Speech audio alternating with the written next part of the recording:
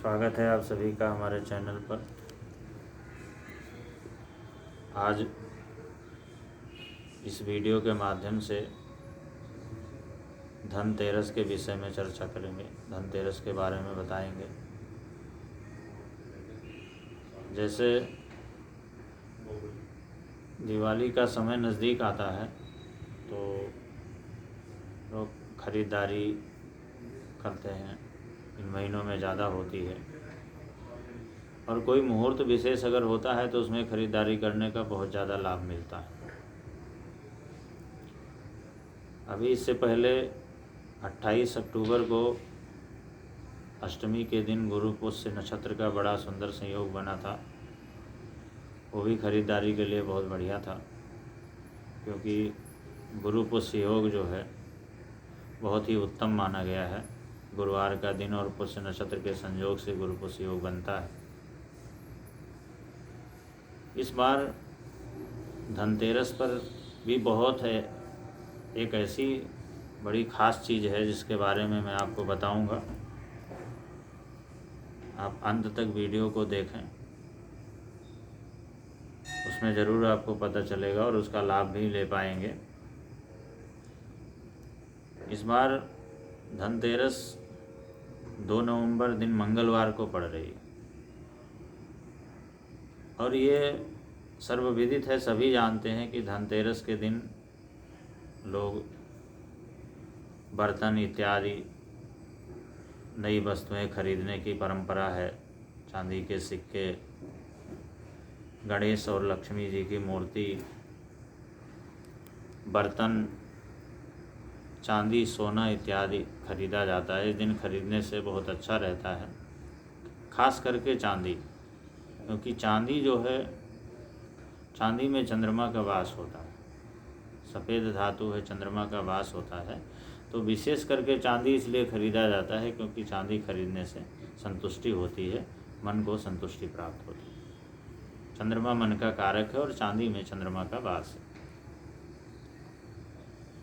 इस बार धनतेरस पर एक ऐसा योग बन रहा है, ऐसा बड़ा सुंदर योग बन रहा है जो सभी के लिए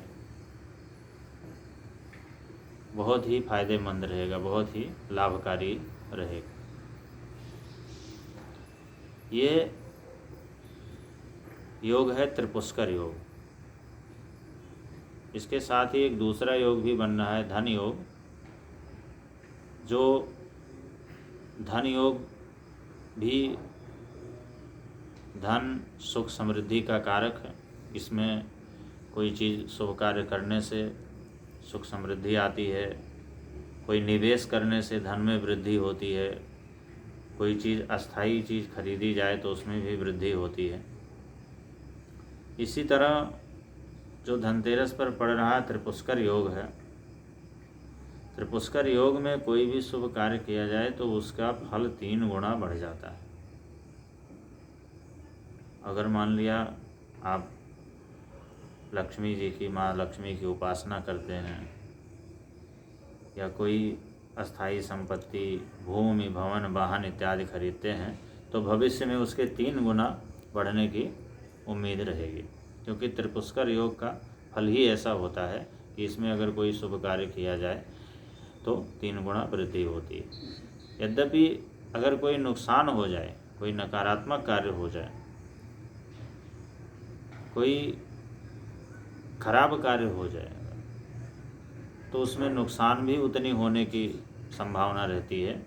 लेकिन चूँकि ये दिन ऐसा है कि इस दिन प्रायः लोग शुभ कार्य ही करते हैं, लक्ष्मी पूजन करते हैं, बर्तन इत्यादि खरीदते हैं, नई नई वस्तुएं घर में खरीद करके लाते हैं, तो इस बार ये बड़ा ही सुंदर शुभ संयोग त्रिपुष्कर योग का बन रहा है। जिन व्यक्तियों को भी मतलब अगर कोई वस्तु खरीदनी है या कोई शुभ कार्य करना है, अनुष्ठान इत्यादि करना है, तो अगर इस समय अवधि में, जब तक कि त्रिपुष्कर योग विद्यमान रहेगा, तब तक अगर किया जाए तो उसका लाभ जो है सामान्य समय की अपेक्षा बहुत ज़्यादा मिलेगा। 2 नवंबर मंगलवार को त्रिपुष्कर योग का जो समय है प्रातः सूर्योदय से लेकर के लगभग 6:05 से प्रारंभ होकर के और पूर्वाह्न लगभग 11:30 बजे तक रहे। ध्यान करके इस समय अवधि में ही कोई अनुष्ठान इत्यादि कर रहे हैं तो इस समय अवधि में करें, कोई वस्तु क्रय विक्रय कर रहे हैं तो इस समय अवधि में करें, इसका बहुत ही अच्छा लाभ होगा। धनतेरस के दिन आरोग्य के देवता भगवान धन्वंतरी की पूजा की जाती है, जो देवताओं के वैद्य हैं। चिकित्सा जगत के जो गुरु हैं भगवान धन्वंतरी हैं और उनका पूजन किया जाता है, क्योंकि समुद्र मंथन के द्वारा इसी दिन अमृत कलश लेकर के भगवान धन्वंतरी समुद्र मंथन से प्रकट हुए थे। चूँकि अमृत कलश लेकर के प्रकट हुए थे, एक ऐसा पात्र था, कलश पात्र था उनके हाथ में, तो इसलिए ये परंपरा चली आई कि इस दिन बर्तन खरीदने की परंपरा चली आ रही और इस दिन बर्तन खरीदा जाता है। तो इसके अलावा इस दिन भी माँ लक्ष्मी की पूजा करनी चाहिए, आराधना करनी चाहिए, इससे घर में सुख समृद्धि आती है। और खास करके आज के दिन 13 दीपक जलाना चाहिए। 13 दीपक जला करके विभिन्न स्थानों पर रखे जाएं, जैसे एक मुख्य दरवाजे पर दोनों तरफ रखा जाए, तुलसी में रखा जाए, और जहाँ हम अन्न धन इत्यादि रखते हैं वहाँ पर रखा जाए। ऐसे ऐसे करके 13 दीपक जलाने से भी बहुत ही अच्छे फल की प्राप्ति होती है। और धनतेरस के दिन अगर कोई वस्तु खरीदी जाए या पूजा पाठ किया जाए तो वैसे भी कहा गया है कि 13 गुना वृद्धि होती है। ये भगवान विष्णु ने माता लक्ष्मी को ये श्राप दिया था कि किसान के घर में आज से आप 12 वर्षों तक उनके घर रहोगी। तो इसलिए इस दिन अगर लक्ष्मी जी की आराधना की जाती है तो उसमें निश्चय ही सफलता मिलने के बहुत बड़े आसार होते हैं और 13 गुना वृद्धि होती है। इस बार जो खरीदारी का सबसे उपयुक्त समय रहेगा, एक बार फिर बता देता हूँ, सबसे उपयुक्त समय जो है प्रातः 6 बजे से लेकर के और पूर्वाह्न 11:30 बजे के बीच में, क्योंकि इस दौरान त्रिपुष्कर योग विद्यमान रहेगा। सबसे अच्छा, सबसे शुभ समय खरीदारी का यही होगा। इसके बाद में भी हम दिन में, वैसे तो ये पूरा दिन खरीदारी के लिए बहुत अच्छा है, लेकिन अगर बावजूद इसके किसी मुहूर्त विशेष को अगर लिया जाए तो और भी अच्छा हो जाएगा, सोने पे सुहागा हो जाएगा। तो इसके अलावा फिर प्रातः काल से लेकर के, सूर्योदय से लेकर के और अपराह्न 1:30 तक, पुनः अपराह्न 3 बजे से लेकर के और 4:30 बजे तक, और इसके बाद में सायंकाल प्रदोष काल के समय 7:30 बजे से लेकर के और 9 बजे के बीच का, ये जो 2-3 विशेष समय है उसके अंतर्गत खरीदारी का ज़्यादा अच्छा रहेगा खरीदारी करना। इस अवधि में ख़रीदा जाए। वैसे तो पूरे दिन भर लोग खरीदते हैं, लेकिन अगर मुहूर्त विशेष में किया जाए तो उसका लाभ अधिक मिलेगा।